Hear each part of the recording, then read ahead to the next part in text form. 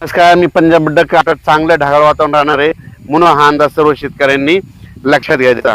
पण राज्यात मात्र आणखी शेतकऱ्याचे फोन आले की 2026 ला दुष्काळ पडणार आहे का. शेतकऱ्याला सांगू इच्छितो की 2026 मध्ये सरासरी इतकाच पाऊस पडणार आहे. उदाहरण सांगायचं झालं तर तुम्हाला एक उदाहरण म्हणून सांगू शकतो की एक समजा आमचा परभणी जिल्हा आहे, तर आमच्या परभणी जिल्ह्यामध्ये दरवर्षी 650 ते 700 मिलीमीटर पाऊस पडतो. तर सरासरी तितकाच पडणार आहे. यंदा काय झालं, यावर्षी 2025 ला मात्र 1300 मिलीमीटर पाऊस पडला. आणखीन एक उदाहरण सांगतो, सोलापूर जिल्हा आहे. दरवर्षी सोलापूर जिल्ह्यामध्ये 350 ते 450 मिलीमीटर पाऊस पडतो, पण यावर्षी 800-900 मिलीमीटर पाऊस पडला. म्हणजे सांगायचं झालं तर म्हणजे जसा 25 ला पडला ना तितका 26 ला पडणार नाही, फक्त सरासरी इतका पाऊस पडणार आहे म्हणून हा अंदाज लक्ष घ्यायचा. म्हणजे दुष्काळ काय वगैरे पडणार नाही, मात्र जितका पाऊस कमी तितके मात्र पिकं जोरात येणार आहेत म्हणून हा अंदाज लक्षात घ्यायचा. पुढच्या वर्षी देखील हरभऱ्याचं पीक खूप चांगलं येणार आहे, या वर्षी देखील खूप चांगलं येणार आहे.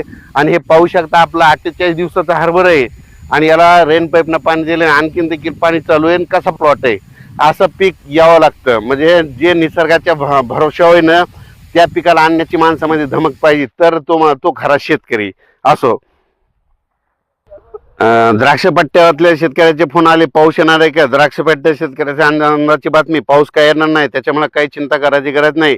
नाशिक जिल्हा, नंदुरबार जिल्हा, धुळे जिल्हा, पश्चिम महाराष्ट्र, सातारा, सांगली, सोलापूर, कोल्हापूर, पुणे, म्हणजे मंगसुरी, कर्नाटक, त्या शेतकऱ्याला सांगू इच्छितो फक्त पाऊस काय येणार नाही. जानेवारीच्या पहिल्या आठवड्यात फक्त ढगाळ वातावरण राहणार आहे, त्याच्यामुळे काही चिंता करायची गरज नाही.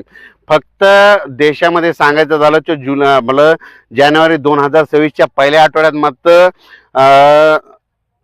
तामिळनाडू, केरळ त्या पट्ट्यात, मला तामिळनाडू राज्यात आणि केरळ राज्यात आणि आंध्र प्रदेश आणि तेलंगणा त्या पट्ट्यामध्ये पाऊस पडणार आहे. त्याच्यामुळे आपल्या महाराष्ट्रात जानेवारीच्या पहिल्या आठवड्यात ढगाळ वातावरण राहणार आहे म्हणून हा अंदाज लक्षात घ्यायचा.